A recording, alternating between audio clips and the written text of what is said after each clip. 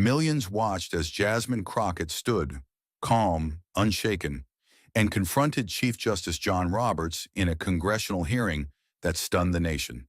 He looked her dead in the eye and called someone unqualified. Hours later, he claimed it wasn't about her, but Jasmine didn't let it slide. She exposed the truth, leaving the most powerful judge in America cornered, silent, and unable to defend the weight of his own words. Now the country is asking, if she was so unqualified, why was she the only one brave enough to speak the truth? Stay with us. This is a story worth every second of your time. Room 2175 of the Rayburn House office building had never felt heavier. The marble walls stood silent witnesses to what would become one of the most explosive hearings in congressional memory. The room, packed with reporters, legal scholars, and spectators, buzzed with quiet anticipation. At the center sat Chief Justice John Roberts, his posture regal, his expression unreadable. To his right, seated with calm intensity, was Representative Jasmine Crockett, her black blazer sharply pressed, a small gold cross gleaming at her neck, and a folder thick with documents in her hands. She waited for her turn, her eyes not on the cameras, not even on her notes, but fixed directly on the man whose decisions had shaped the nation's most powerful court. When her name was called, she rose slowly, as if stepping into combat. "Mr. Chief Justice," she began, voice steady but firm, "I believe the American people deserve to know if the Supreme Court still answers to the law, or to the donors behind closed doors." There was a flicker of something behind Robert's eyes, a twitch maybe, or just the ghost of a smirk. But he said nothing. Jasmine continued, flipping open the folder. "You've accepted invitations to private retreats funded by groups who later filed amicus briefs in front of your court. You've failed to disclose gifts that, by any civilian standard, would raise red flags. And yet, this body is told to trust that your honor is its own safeguard?" The room grew stiller with every word. When lower courts are bound by codes of conduct, but the highest court is not, that's not balance. That's untouchable power. Her voice didn't rise, but it carried with the weight of every voice that had gone unheard in front of that court. She laid down one final statement like a gavel strike. "Isn't justice supposed to be blind, not selectively mute?" Robert slowly adjusted his mic, pausing as if calculating the exact weight of what he would say next. His hands folded neatly before him, a gesture rehearsed in decades of courtroom decorum. When he finally spoke, it was not in outrage nor in haste. His tone was surgical, cold and smooth. "Congresswoman," he said, locking eyes with her, "I don't believe individuals who have not earned the requisite legal and constitutional gravitas should attempt to lecture the Supreme Court on ethics." The words hung in the air like smoke after a gunshot. Then came the line that detonated the room. "Frankly, I don't think people who are unqualified should be preaching morality to the High Court." The silence didn't just linger, it took over. It settled into the corners of the room like fog, thick and unmoving, pressing down on every breath, every blink, every thought. It was the kind of silence that didn't ask for attention. It demanded it. No one in room 2175 dared to speak. Not the aides, not the chairperson, not even the reporters, whose fingers hovered motionless above their keyboards, too stunned to type. The weight of Robert's words still hung in the air like a slow-burning fuse. Unqualified. A single word that cracked through the air like a gunshot muffled in velvet, calculated enough to wound, but vague enough to escape consequence. All eyes, instinctively and silently, turned to Jasmine Crockett, because in that lineup of polished suits, flag pins, and congressional authority, she was the only black woman seated at the dais. And now the room was waiting to see if she would erupt, fold, or disappear. But she didn't do any of that. She sat completely still, unmoving, unbothered, unreadable. Her shoulders didn't stiffen. Her hands didn't ball into fists. Instead, she lowered her eyes back to her documents, the faint rustle of paper sounding louder than any voice. One by one, she flipped to the next page in her binder, with the kind of casual care that made everyone else in the room suddenly aware of how hard they were holding their breath. She picked up her pen and calmly resumed writing something in the margin, as if nothing had been said at all. As if the most powerful judge in the country hadn't just tried to publicly reduce her to silence with one backhanded sentence. Her face remained perfectly composed, but her silence wasn't retreat. It was control. It was the kind of control that came from surviving rooms colder than this one, crueler than this one, far more dishonest than this one. 10 seconds passed, but in the world of live politics, 10 seconds of silence might as well be an eternity. People shifted in their seats. The tension became a character in the room. Even Chief Justice Roberts subtly adjusted the clasp of his hands, as if the chill in her silence had reached him too. And then finally she moved. With a precision so deliberate it felt like choreography, Jasmine placed her pen down beside her notepad. She lifted her head, not quickly, not with flair, but with the kind of strength that doesn't need to announce itself. Her eyes met his. No tremble, no heat, no panic. Her expression wasn't anger. It was something colder, something that spoke of years of being underestimated, of being questioned, of being measured by standards that shifted every time she rose to meet them. "Chief Justice," she said, her voice low but cutting through the silence like a scalpel through silk. "For the sake of clarity, because clarity matters in a courtroom, doesn't it?" She let the question hang, rhetorical but weighted. "When you said, 'I don't think people who are unqualified should preach morality to the High Court,' I'd like to ask you directly." Her eyes didn't blink.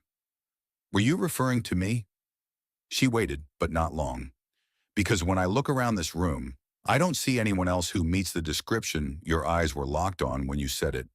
And then, one final line, soft as a whisper, but sharper than any gavel. "So I'll ask again, Chief Justice, did you mean me?" The question had been asked with terrifying clarity, and now it hovered in the air like a guillotine suspended by silence. "Did you mean me?" Jasmine Crockett hadn't raised her voice. She hadn't needed to. Her calmness was a loaded gun on the table, one everyone could see but no one dared touch. And yet, instead of meeting the moment with honesty, or even with the kind of veiled dignity that had kept him above political noise for decades, Chief Justice John Roberts reached for the safest defense in the book: deflection. He leaned slightly forward, fingers laced, tone polished and deliberately vague. "My statement was meant to reflect general standard," he said, his voice smooth, almost too smooth, like marble covering rot. "It was not directed at any particular individual." The words sounded clean, but they were slippery, designed not to answer, but to escape. The problem was, the room had seen it. Everyone had. The timing, the angle of his eyes, the way the sentence had landed, like a scalpel aimed with surgical intent. And now, here he was, pretending it was academic, pretending it was theoretical, pretending that the blade hadn't just sliced across the only black woman in the room, right in front of an entire nation. Jasmine sat motionless for a breath, then another, and then she leaned forward. Just a bit. Enough to close the distance without threatening, enough to speak not with force but with precision. "Chief Justice," she said, "I asked a question, and instead of answering it, you stepped behind a wall of abstraction and hoped we'd all politely nod." Her voice remained steady, her face unreadable, but her words struck with the weight of stone. "That's not clarity. That's cowardice dressed up in legal syntax." Roberts blinked, once, twice. His fingers shifted slightly on the table. The man who had stood before presidents, who had wielded words like instruments in landmark rulings, was now staring at a woman half his age who refused to flinch, who refused to be gaslit into silence. "If this were a courtroom," Jasmine continued, voice unwavering, "you would demand an answer on the record. And yet here, in front of Congress, you dodge with semantics." Her eyes narrowed, not with rage, but with something more dangerous: focus. "If I, as a sitting member of this body, can be targeted, intentionally or not, and the moment I press for clarity, the Chief Justice hides behind vague principles, then what does that say to every person who doesn't have a microphone in front of them?" The tension in the room tightened like a rope pulled taut across opposing ships. No one looked away. No one breathed too loud. And Roberts hesitated, His reply came slower now, no longer lined with confidence. "Congresswoman, I believe you may have misunderstood," he began, but even he seemed unsure of where the sentence was going. It trailed slightly at the edges, unconvincing even to his own ears. Jasmine didn't interrupt. She didn't need to, because the power had already moved. The balance had already shifted.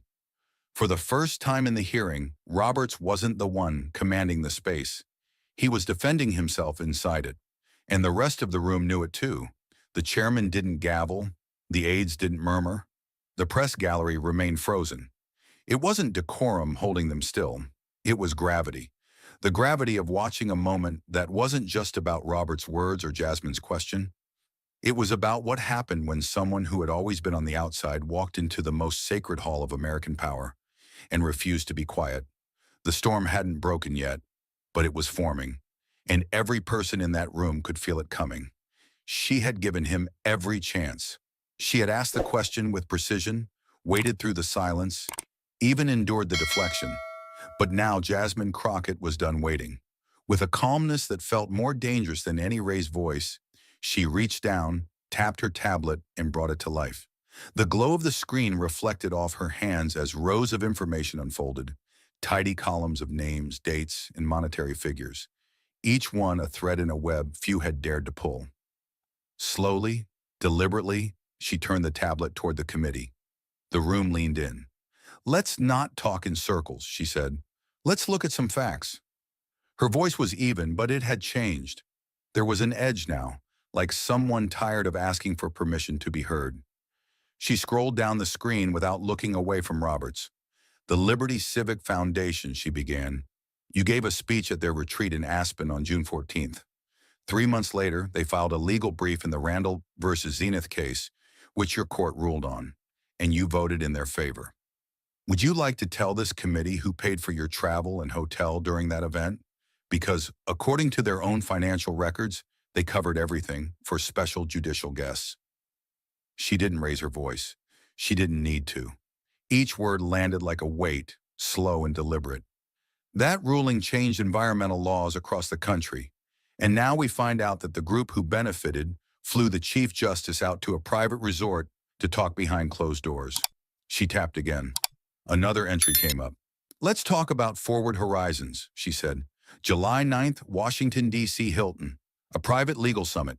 You were the keynote speaker. On the invite list were CEOs from 5 major tech companies. All of them had cases coming up in federal court." She paused just long enough for the silence to bite. "Do you think it's wrong to ask why a Supreme Court justice is spending weekends talking privately with people whose companies have lawsuits that depend on your vote?" Her words were steady, her face unreadable, but the force behind her calm was unmistakable. "Tell me this," she continued, eyes locked on his. "Who exactly is the one that's not qualified? The person bringing these details forward? Or the one whose name keeps showing up at meetings with billion-dollar interests, and then shows up again in rulings that help those same interests?" Her voice was cool, her delivery clean. "Because if asking these questions makes me unqualified, then maybe what you're really saying is, people like me shouldn't be asking them at all." The next slide lit up. "Here's a flight log from October, a private jet registered to Crestview Holdings. They were involved in a major commerce case your court chose not to hear. Just days before that decision, you attended a private event sponsored by that same company in Arizona." She raised an eyebrow.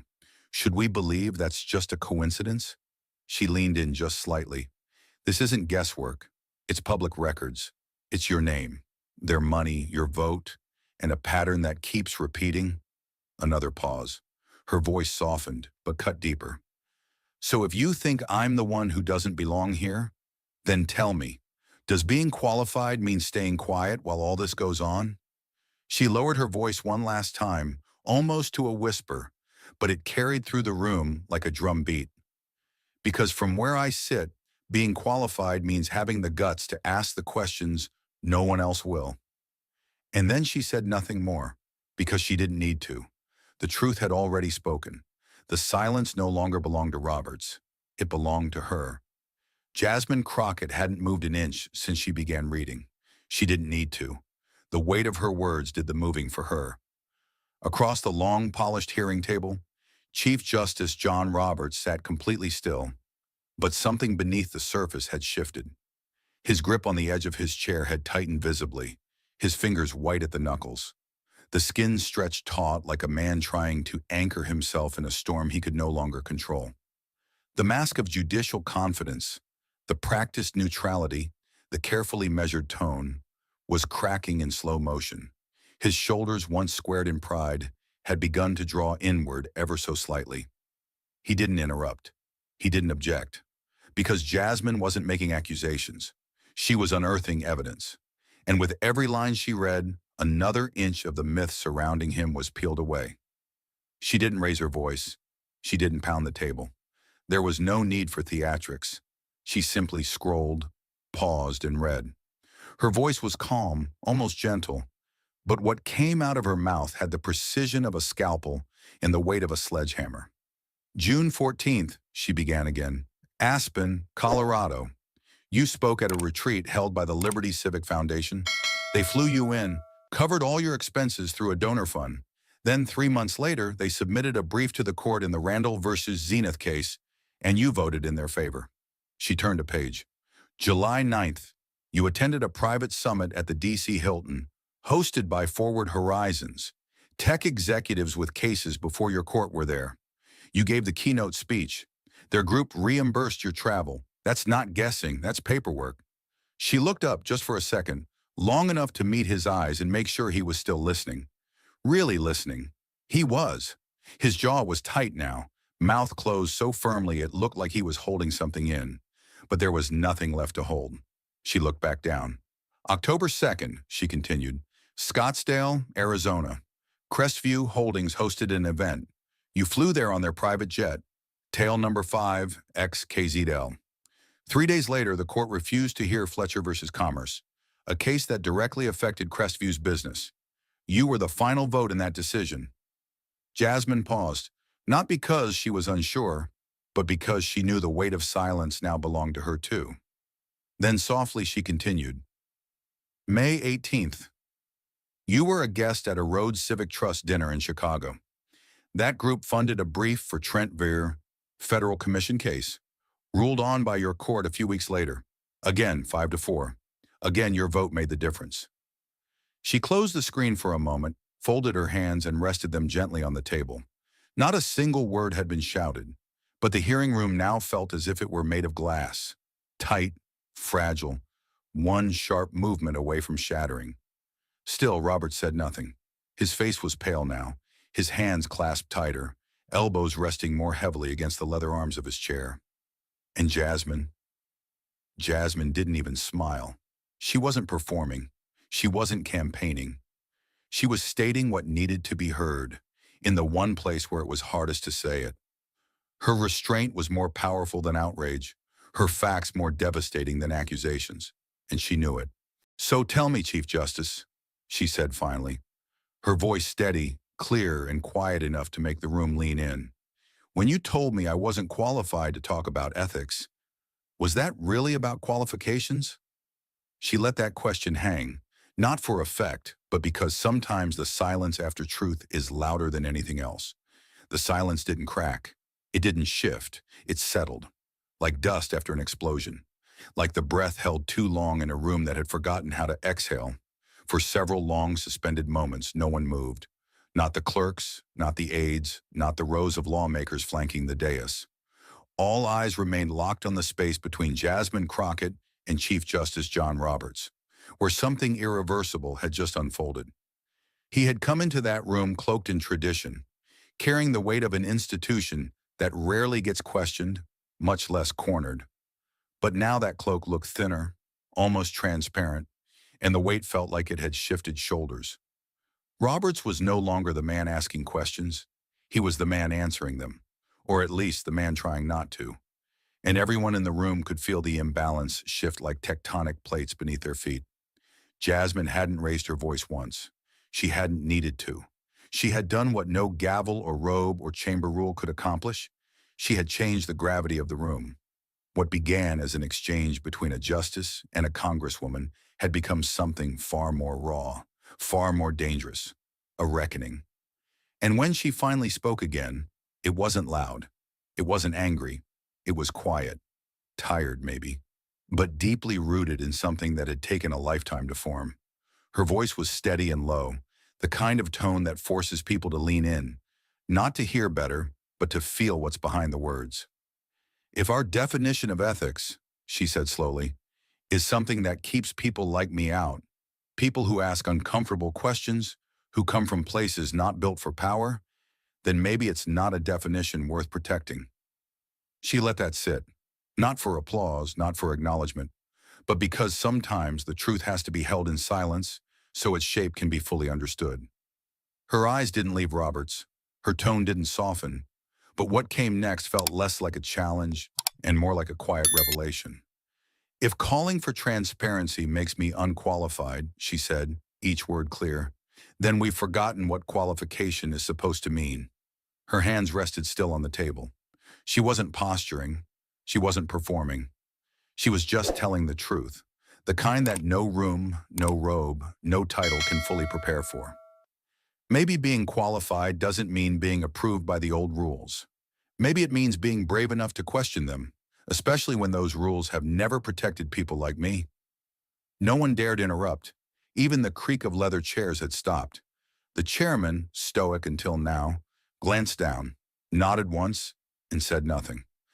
Not because he had nothing to add, but because nothing needed to be added. The air was thick with understanding, a kind of invisible agreement that what had just happened wasn't routine, wasn't procedural. It was real.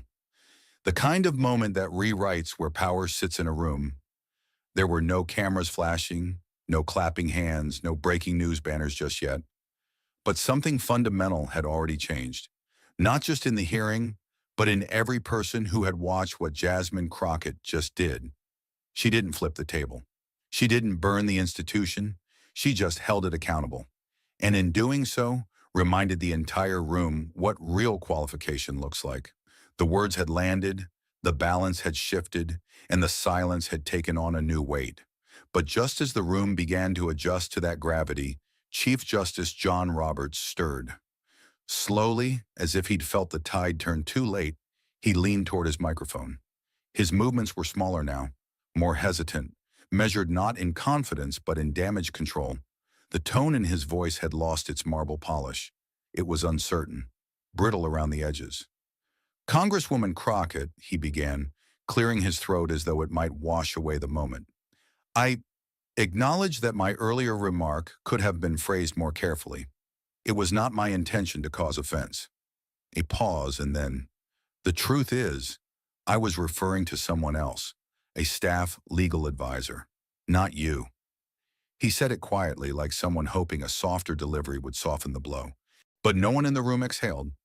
No one leaned back in relief, because what he had just offered wasn't a resolution, it was a retreat. And Jasmine Crockett knew it. Her brow furrowed, but not with surprise. She had seen this move before. A man of power speaking in technicalities, hoping ambiguity would patch the wound that clarity had opened. She didn't rush to respond. She let the words hang in the air, rot in it. Then calmly, with precision, she leaned forward and answered in a tone so even, it carried the sharpness of a knife still in its sheath. Chief Justice, she said, her voice steady, what you just said, that actually makes it worse. Her words didn't explode. They landed, soft, controlled, but devastating. Because if you weren't talking about me, then you knew I misunderstood. You watched as I responded to what I believed was an attack on my character, on my integrity, and you said nothing. She paused, not to dramatize, but to let the truth sink like an anchor. You let me take the hit. You let the insult live in the room, and you didn't step in to correct it. Not when the whole country was watching. Not when I had to stand here and defend my right to even be sitting in this chair. Her hands remained still on the table. She didn't need to gesture. The room was already holding its breath. Then came the moment that no one expected. But that changed everything. One of the committee aides, seated near the media monitors, quietly turned the volume up on a screen replaying the live stream. It was muted, but everyone could see the image. The timestamp was clear. The camera angle was fixed. And there he was, Chief Justice Roberts, leaning forward, making the exact statement in question. And his eyes? Locked directly on Jasmine Crockett. Not glancing, not casual, focused, deliberate. The truth wasn't in what he said, it was in who he said it to. No one needed the audio. The footage said everything. Jasmine didn't flinch. She didn't need to. Her silence in that moment wasn't surrender. It was confirmation. It was the kind of silence you only offer when the evidence has spoken louder than you ever could. The kind of silence that doesn't need a closing argument because the facts have already reached their destination. Slowly, she turned her head toward Roberts, and for the first time since he had arrived, his composure faltered. His shoulders tensed. His eyes flickered down toward the table. His mouth tightened, but no words came. What apology could survive a moment like that? Then Jasmine spoke, quietly, and with the full weight of everything that had just unfolded. "You watched me get targeted by your words," she said, "and you chose to let me carry that weight alone." Her voice was soft, but every syllable hit like stone dropped into still water. "And now, after all that, you want to pretend it wasn't about me?" She paused. "You didn't just say something careless. You let the lie grow, and you let me bleed for it." She didn't raise her voice. She didn't accuse him of anything beyond what everyone had already seen. She simply named the silence, named the moment, named the failure. And the room responded not with shock, but with stillness. The kind of stillness that follows when people realize they've just watched someone refuse to be erased. And then came the silence, the real silence. Not the uncomfortable pause between arguments, not the breath before rebuttal, but the silence that settles like dust after something breaks. A silence that no apology could clean up. A silence that no clarification could reverse. The kind of silence that makes people look at power differently because they've seen it blink, seen it stammer, seen it try to rewrite its own intent and fail. Jasmine Crockett didn't gloat. She didn't press. She simply looked back down at her notes, tapped her tablet screen once, and closed the file. Her job was done. She hadn't come to perform. She came to hold someone accountable. And now everyone in the room, on the dais, in the gallery, behind the cameras, understood exactly what had just happened. The most powerful judge in the country had spoken, but it was her silence that echoed. The silence after the live stream replay wasn't just damning, it was complete. The illusion had shattered, the footage had spoken, and for the first time that morning, John Roberts no longer looked like a man in control of the room. He looked like a man who had just watched a mask fall and didn't know how to put it back on. And Jasmine Crockett, sitting just across from him, didn't move to twist the knife. Instead, she turned inward, her expression shifting not to triumph, but to memory. Her posture straightened, her eyes lowered for a beat, and then she looked up, not at him this time, but past him, past the cameras, past the polished mahogany panels and into something deeper, older, harder. She spoke not to win the moment, but to tell the truth of how she got here. "There's something you should know," she began, her voice lower now, not quiet but full of weight. "When I was 19, I was arrested for the first time. The room didn't move, not a whisper, not a rustle. I wasn't drunk, I wasn't stealing, I wasn't causing chaos. I was standing outside a courthouse in Dallas, protesting the sentencing of a teenage boy, black like me, who'd been given 25 years for stealing a jacket. A jacket. While a white boy from a private school down the road got probation for assault, I held a sign. I chanted his name, and that's all it took." Her eyes didn't blink. Her jaw didn't shake. She was calm, but in the way a storm is calm just before the break. "They told me I was trespassing. They said I was disruptive. They cuffed me and pushed me into a cruiser like I was dangerous. My mom didn't have money for a lawyer. We didn't have friends in the system. All we had was our last name, and that didn't mean much."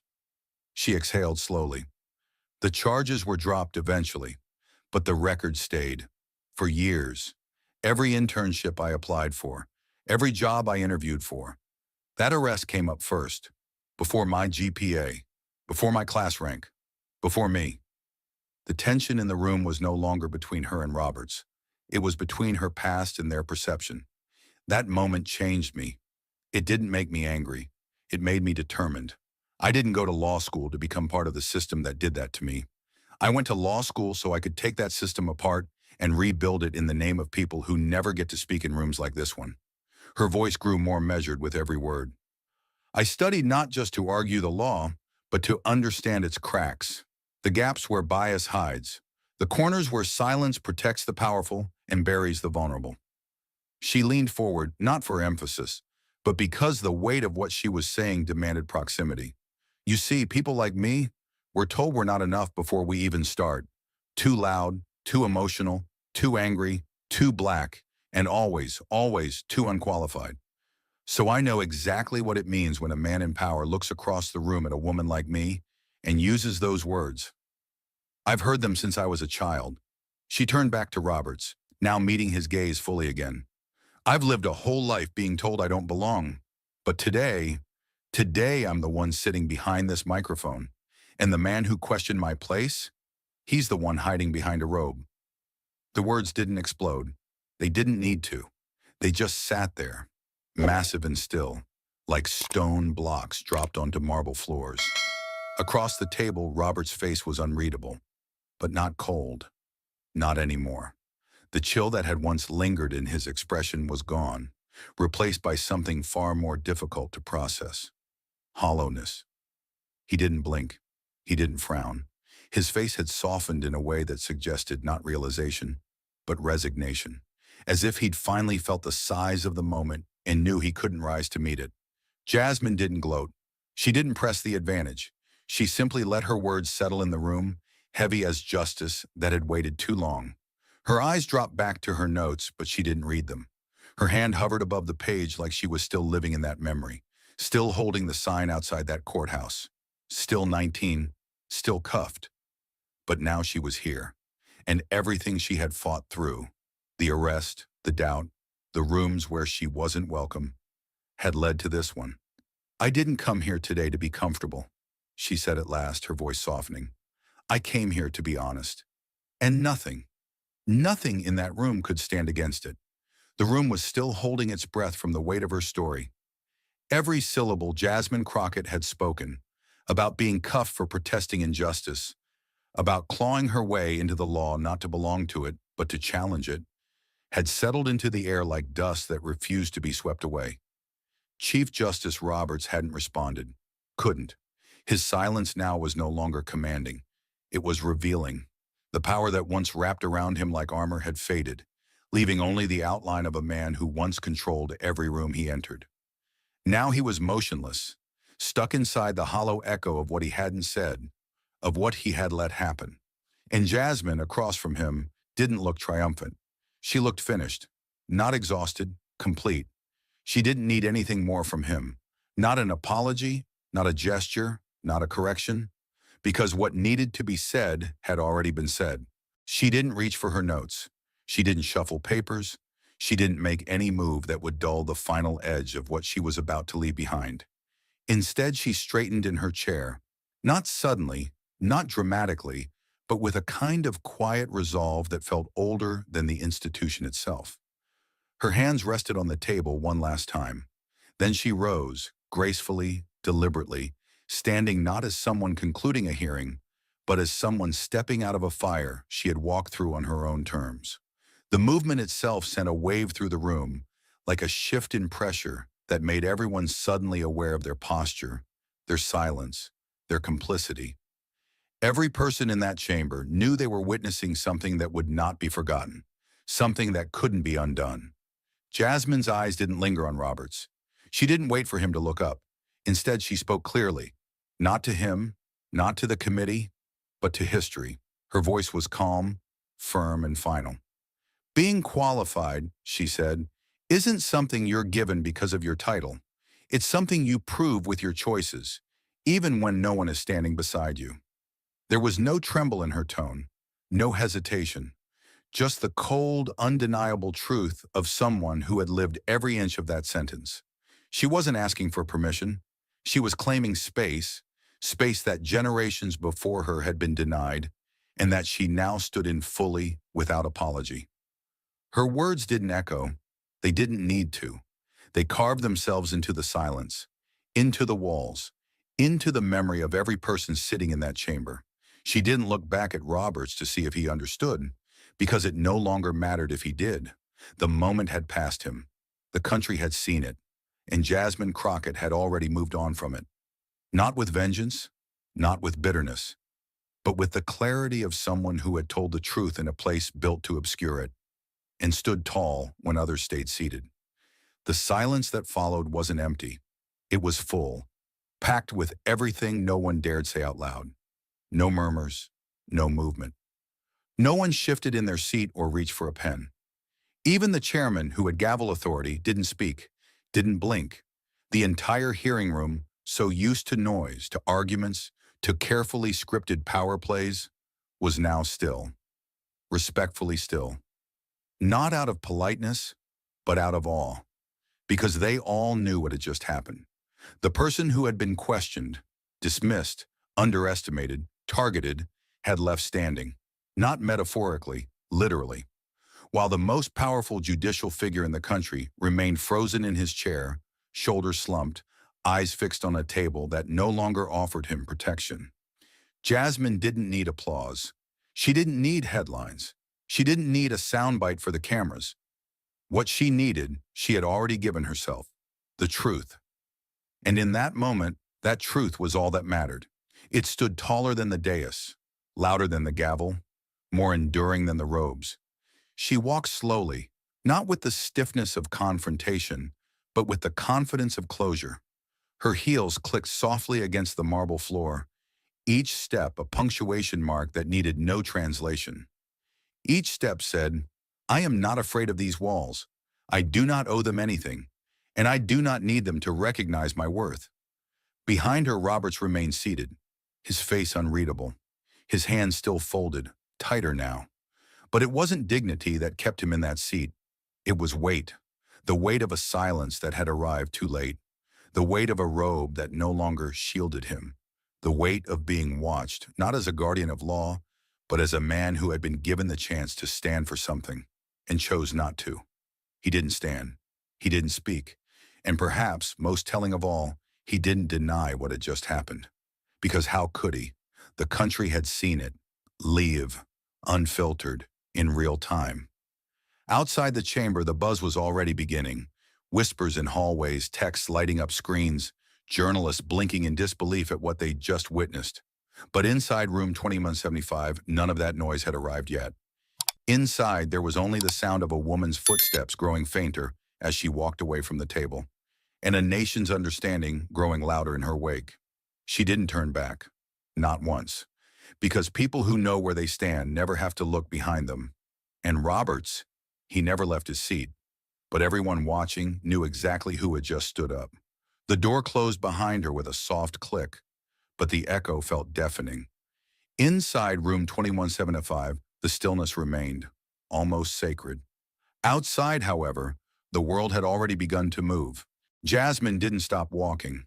Not for cameras, not for whispers, not even for the security detail that instinctively fell in beside her. Her heels clicked rhythmically against the polished marble corridor of the Rayburn House office building. Each step sounded louder than it should have, as if the building itself were listening. Her eyes were forward, her face calm. But behind her, a storm was gathering, not of weather, but of attention. The moment she turned the final corner into the main hallway, it hit her, not the press, not the chaos, the quiet. A crowd had formed, but there was no shouting, no frenzy, no flashbulbs, just a wave of bodies, staffers, reporters, passers-by, who parted to let her through, not because they were told to, but because something in them knew they had just witnessed history. Someone held up a phone, live streaming. She caught the words on the screen for just a second. She stood up. Another reporter whispered, not to her, but to a producer beside them, "I've never seen a hearing end like that." Still no one spoke directly to Jasmine, not yet. It was as if the power she carried hadn't fully dissipated from the room and was still radiating off her skin like heat after fire. Outside the building, the story had already exploded. On social media, the clip of her final statement was being reshared at dizzying speed. The moment she stood, the calm in her voice, the weight of her last words, being qualified isn't something you're given because of your title. It's something you prove with your choices, even when no one is standing beside you. Were already subtitled in a dozen languages. The image of her standing while Roberts sat frozen in place became an instant symbol. Someone posted a split screen. Her rising, him sinking. The caption read, "Truth doesn't wear robes." In a dorm room at Howard University, a freshman law student named Erica paused her exam prep to watch the clip. She didn't blink. She didn't move. When it ended, she whispered, "That's it. That's the reason I'm here." In a break room at a Chicago factory, a 58-year-old machinist who had never heard of Jasmine Crockett before leaned forward toward the small TV and muttered, "Damn, that woman's got steel in her bones." In a news studio in New York, producers yelled over one another, "Clear the 6:30, this goes top of show." In a coffee shop in Oakland, in a courthouse in Philadelphia, in a mother's kitchen in Atlanta, people watched, and then they shared. Not just the clip, not just the quote, their stories. Watched a black woman take down the highest judge in the country with nothing but truth. I'm crying. I was told I wasn't qualified because of where I came from. Today I watched someone prove otherwise. My daughter just asked me what it means to be qualified. I showed her Jasmine's clip. She smiled for the first time in a week.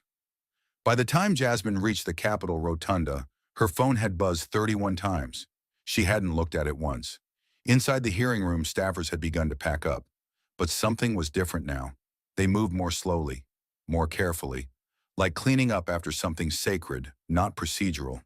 One junior staffer, new to the Hill, barely out of grad school, stood holding his folder, staring at Roberts. Not with anger, with awe, not at the Chief Justice, at the silence Jasmine had left behind. The silence that said, "Everything has changed now." Roberts hadn't moved. In the minutes after Jasmine left, he sat motionless, his hands still clasped in front of him, his eyes blank. The power that had once wrapped around him like a second skin had cracked, not by force, but by truth. A truth too calm to ignore, too still to deny. And it was spreading. CNN broke into programming. Developing now, a congressional hearing erupts into one of the most powerful moments in recent political memory. MSNBC. Jasmine Crockett's takedown of Chief Justice Roberts wasn't just political, it was personal. It was history. Fox News treaded carefully. Controversial exchange between Supreme Court Justice and Congresswoman draws fire, both ways. But even they couldn't avoid the visual. A woman rising, a man not responding. By evening, Shuck Crockett vs. Roberts had trended #1 worldwide. It was no longer a hearing, it was a reckoning. Back in her office, Jasmine finally sat down. The noise had reached the walls, but not her heart. Not yet. Her chief of staff placed a laptop in front of her, already queued with footage of the moment. Jasmine didn't press play. She already knew what happened. Instead, she looked out the window. The sky over Washington had shifted into a soft orange, dusk beginning to settle over the city like a sigh. For the first time that day, she exhaled, long, full, and quiet. She didn't feel victorious. That wasn't the word. She felt true, and that was enough. Across the country, it wasn't the words people remembered first. It was the stillness, the way she stood, the way she didn't ask to be respected. She demanded it without ever raising her voice. That stillness was being replayed in school assemblies, in living rooms, in college campuses, in union halls. People weren't just watching the wave. They were becoming it. In downtown Detroit, a group of young activists began printing posters that read, "She stood, so we will."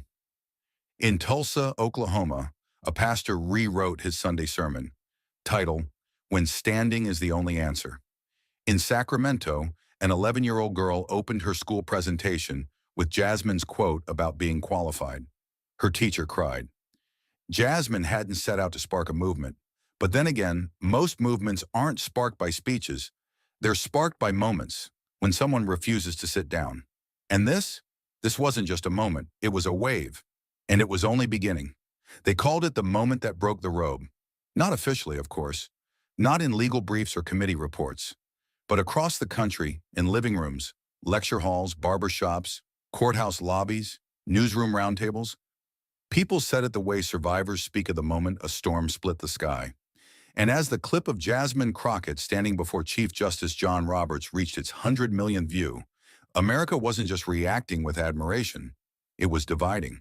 The backlash came fast, but not in the way people expected. It didn't come for her, it came for him. Within 24 hours, the Supreme Court's Public Information Office released a terse, three-line statement. Chief Justice Roberts acknowledges the misunderstanding during the April 22nd hearing. He affirms his respect for all members of Congress and regrets any confusion that may have resulted. It landed with a dull thud. No apology, no ownership, just cold, bureaucratic distance. The internet didn't miss it. Regrets confusion, one headline read. He wasn't confused, he was caught. What followed was something far more intense than a PR blunder. It was an unraveling. At law schools across the country, professors scrapped their scheduled lectures to break down the hearing, frame by frame. Students stood up in crowded lecture halls and read Jasmine's words aloud, not as testimony, but as manifesto. In a viral TikTok, a law student from Howard said, "They've been teaching us legal ethics as if it were sacred. But what we just saw, that's what happens when you ask power to follow its own rules." Meanwhile, the legal blogosphere detonated. SCOTUS Watch published a searing editorial titled, "A Robe is Not a Shield, and It Never Should Have Been." An ethics professor from Yale wrote a thread viewed 10 million times. What Roberts failed to say, failed to own, failed to see, isn't just a mistake, it's a mirror, and America saw what it reflects. Even the normally reserved American Bar Association released a cautious statement. Recent events highlight the urgent need for a binding ethical code applicable to all justices. Then came the calls from Congress. Representative Mark Caldwell, a centrist Democrat from Illinois, issued a demand for a formal inquiry into Roberts' ties to private interest groups mentioned during the hearing.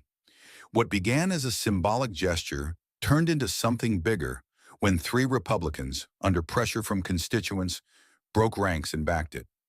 Cable news split down ideological lines, but even conservative anchors struggled to defend what the country had seen.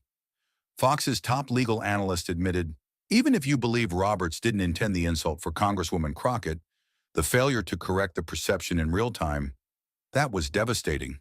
He didn't just look arrogant, he looked afraid. On MSNBC, the framing was sharper. She stood up. He sat down. That's all the history books will remember. But not everyone was celebrating. In the darker corners of the internet, a predictable wave of attacks was unleashed on Jasmine. Some tried to paint her as disrespectful, grandstanding, or ungrateful. Others resurrected tired tropes, too emotional, too aggressive, too loud. A few anonymous sources leaked selectively edited clips, hoping to recast her as combative, unprofessional. But the effort didn't gain traction, because this time, the truth had receipts, and 100 million people had already seen them. The real backlash, the one that stuck, wasn't aimed at Jasmine's tone. It was aimed at the Supreme Court itself. For decades, the highest court in the land had operated without a formal ethics code. Justices weren't required to disclose many private meetings, honorariums, or trips. They were bound by personal discretion. But Jasmine's questions had turned discretion into exposure. Her tablet didn't just contain dates and names, it contained precedent. Now the country wanted answers. An independent watchdog group filed a formal Freedom of Information Act request seeking travel records for all 9 justices. The Washington Post's investigative unit began a series titled Justice and Influence, digging into years of private retreats and off-the-record legal summits. And in a stunning move, Senator Amy Grayson, a moderate with deep ties to the judiciary, announced bipartisan legislation, the Judicial Integrity and Transparency Act. It would mandate mandatory annual disclosures for Supreme Court justices, ban gifts or trips paid for by organizations with pending cases, and create an independent ethics oversight board. Its nickname on the Hill? The Crockett Clause. In a press conference, Senator Grayson didn't mince words. Congresswoman Crockett didn't just call out a moment. She exposed a pattern. This isn't about vengeance. It's about accountability. Roberts, for his part, remained silent. No televised statements, no follow-up testimony, no media appearances. But silence wasn't protection anymore. Not when the country had seen him stare down a woman speaking truth, say nothing, and then claim it wasn't about her. The damage wasn't just reputational, it was institutional. Confidence in the Supreme Court plummeted to a record low, 41%, according to Gallup. In the legal community, something deeper shifted. Young lawyers began citing Crockett's hearing not just as commentary, but as case study. Professors across the country rewrote sections of their ethics curriculum. Legal podcasts debated the line between deference and duty. And in every corner of the culture, the phrase "she stood, he sat" became something more than a recap. It became a standard. One night, 2 weeks after the hearing, Jasmine appeared on a quiet late-night interview show. Not for a political panel, not for a campaign, just her, a chair, a microphone. The host asked gently, "Do you regret anything about that day?" Jasmine didn't hesitate. "No, because if I hadn't stood up, I would have carried that silence for the rest of my life. And I'm done carrying things that don't belong to me." The audience didn't cheer. They didn't need to. They sat in that truth the way the country had sat with it the day she stood up. And somewhere across a city, or maybe across the country, someone was watching who had once been told they were unqualified. And in that moment, they knew. They weren't. They were just beginning. Months had passed since Jasmine Crockett stood in that hearing room and shifted the axis of power with a single sentence. The world had not stood still in the wake of her words, but it had changed direction. The Judicial Integrity and Transparency Act, once thought too bold, too confrontational, had passed the House with bipartisan support and cleared the Senate in a nail-biting 52-48 vote. For the first time in U.S. history, Supreme Court justices would be subject to legally binding ethics rules. The new oversight body created under the Act bore a name no one could ignore: the Crockett Commission on Judicial Accountability. It wasn't something Jasmine had asked for. She hadn't drafted the legislation. She hadn't campaigned for her name to be on it. But the truth was undeniable. She had earned it. Across the country, the moment she had stood was now part of something bigger than media cycles and trending hashtags. It had become curriculum. In law schools from Harvard to Howard, students analyzed the hearing not just for its legal implications, but for its moral architecture. One professor at Stanford opened her first lecture with a looped clip of Jasmine's now iconic line: "Being qualified isn't something you're given because of your title. It's something you prove with your choices, even when no one is standing beside you." She paused the video and said, "This is what integrity looks like. This is what resistance to institutional inertia sounds like. And this is why we're here." In courtrooms across America, young lawyers now cited the Crockett precedent in ethical challenge motions. Not a ruling, not a case, a moment, a statement, a stand. For many, Jasmine had become a symbol, but she refused to let herself be turned into an ornament. She kept showing up, quietly, consistently. Not for photo ops, not for interviews, but for people. She returned to the university where she had been arrested at 19 and gave a closed-door seminar to students of color entering pre-law. She told them, "The law will never love you, but that doesn't mean you don't belong inside it." She declined national awards. She rejected endorsement deals. But she accepted a small invitation from a community legal aid group in Flint, Michigan. When asked why she showed up to such a small organization, she said, "Because this is where justice starts. Not in courts, but in places that believe people deserve to be heard before they can afford to be heard." Meanwhile, Roberts never fully recovered. He continued his duties on the bench, but his presence in public life diminished. Every opinion he authored was now shadowed by one moment of silence, the day he said nothing when it mattered most.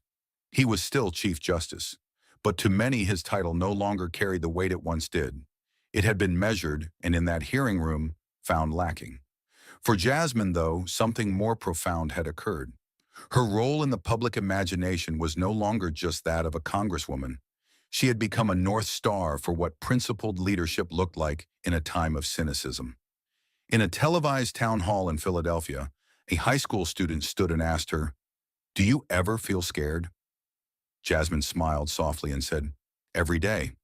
But courage isn't the absence of fear. It's just refusing to let fear do the talking. The room erupted. She didn't pause for applause. She waited, then finished. And every time you speak truth, even if your voice shakes, you make it easier for the next person to speak. Her words became part of school posters, graduation speeches, tattoo ink, murals on brick walls in neighborhoods that had never seen a politician speak their language, until she did. On the anniversary of the hearing, an artist in Brooklyn unveiled a painting of Jasmine standing beside her seat, back straight, chin lifted. The piece was titled Unrobed. Underneath, a plaque read, "She didn't just stand, she made standing a form of truth." And yet Jasmine never treated it like her moment. In every interview, she deflected credit. She named every name of those who'd come before her, who'd spoken up and been ignored, who'd been crushed by the weight of systems they never built but were forced to carry. She once said on radio, "I stood because so many others didn't get the chance. I'm just the echo of voices this country didn't listen to in time." And perhaps that's why her legacy endured. Not because she changed the system overnight, but because she reminded people they had the right to demand more from it. Because she refused to let titles silence truth. Because she didn't just speak the words, we all saw her live them. And in doing so, she left behind more than policy. She left behind a path, one not paved by approval, not guarded by robes, but cleared by the footsteps of a woman who decided one day to stand and never look back. And so, as the halls emptied and the headlines multiplied, something larger than legislation lingered, something deeper than politics or power. It was the question no camera could capture, no transcript could fully convey. What does it truly mean to be worthy? And who decides? In a world built to reward compliance, Jasmine Crockett did something dangerous. She refused to be quiet. Not in protest, not in outrage, but in truth. Cold, calm, inescapable truth. She didn't demand respect with volume or posture. She didn't beg for dignity. She embodied it. And in doing so, she exposed a fault line that runs through every institution, every courtroom, every boardroom and classroom in America. The myth of merit. The belief that titles and tradition are proof of integrity, that robes are proof of righteousness, that power by nature deserves deference. What Jasmine showed the world, what she made undeniable, is that none of those things are true without accountability. And accountability only exists when someone is brave enough to ask, who gave you that power? And why haven't you earned it? This wasn't just about a courtroom. It wasn't just about a hearing. It was about every woman who's ever walked into a room and been told she didn't belong there because her voice didn't sound right, or her skin didn't look right, or her questions made people uncomfortable. It was about every person who's ever been passed over, looked past, talked down to, and then gaslit when they tried to name it. Jasmine stood not because she wanted the spotlight, but because she knew what it meant to have no one else willing to stand with you. And that's the moral heartbeat of this story. When no one shields you, when no one lifts you up, standing becomes the most radical act you can commit. Justice, real justice, doesn't happen in marble chambers or behind closed doors. It happens when someone demands it, out loud and in full view of those who've spent lifetimes learning how to silence dissent. It happens not when the system reforms itself, but when someone refuses to carry its silence anymore. Jasmine Crockett didn't confront the Chief Justice of the United States. She interrupted a ritual, a centuries-old performance in which power pretends to be neutral, while the rest of the room is expected to play along. She broke that script. And in doing so, she reminded everyone watching that justice cannot exist where courage is punished and silence is rewarded. But perhaps the most piercing lesson isn't about what she said, it's about what he didn't. John Roberts, a man entrusted with the highest judicial authority in the land, had every chance to clarify, to correct, to protect the dignity of someone wrongly accused, even if it wasn't his intent. But he chose not to, and that choice revealed the most dangerous kind of injustice, the kind that hides behind politeness, the kind that smiles while it denies, the kind that speaks in generalities so it never has to take responsibility. Jasmine named that cowardice for what it was. And in doing so, she exposed a truth far more threatening than corruption. It was apathy in power. And that's the enemy of democracy. This is the story of a woman who was arrested for protesting injustice at 19, and decades later, faced down the most powerful judge in America without flinching. She didn't do it with anger. She did it with memory. She carried every insult, every microaggression, every slammed door, and whispered doubt into that hearing room and turned them into testimony, not for herself, but for every young girl who's ever been told to smile more, for every first-gen law student who's ever been told they don't fit, for every Black woman who's ever been called too much and then too little in the same breath. Jasmine Crockett spoke for all of them, and for once the world listened. The moral of this story is not that power is bad. It's that power without introspection is dangerous. That tradition without truth is a lie. That ethics are not self-assigned, they are proven. And above all, that dignity doesn't flow from robes or gavels or Senate seats. It flows from the willingness to stand for what is right, even when you are standing alone. Because sometimes the robe doesn't symbolize wisdom, it hides from it. And sometimes the person who enters the room with the least protection leaves with the most truth. And so the next time someone says, "You're not qualified," remember this moment. Remember the silence that followed her question, the tremble in power when it was finally forced to look at itself. Remember the woman who stood, not because she was invited, but because she had earned the right to speak through fire. And remember that the world does not change because the powerful allow it. It changes because the brave insist. Qualification is not about pedigree. It's not about proximity to power. It's about what you do when the lights are brightest and the silence is deepest. It's about what you say when no one else will speak. And it's about whether your truth, when spoken aloud, makes the world a little more just or leaves it untouched. Jasmine Crockett made the world shake that day, not with rage, not with spectacle, but with truth. And in that truth, we found something rare. Not just a moment of accountability, but a blueprint for courage. Thank you for watching until this moment and for standing with us on this journey for justice. Your support means everything. Like, subscribe, and turn on notifications so you never miss what's next. And we'd love to hear your thoughts. Leave a comment below and let us know what moved you most in the story. Together, our voices make a difference.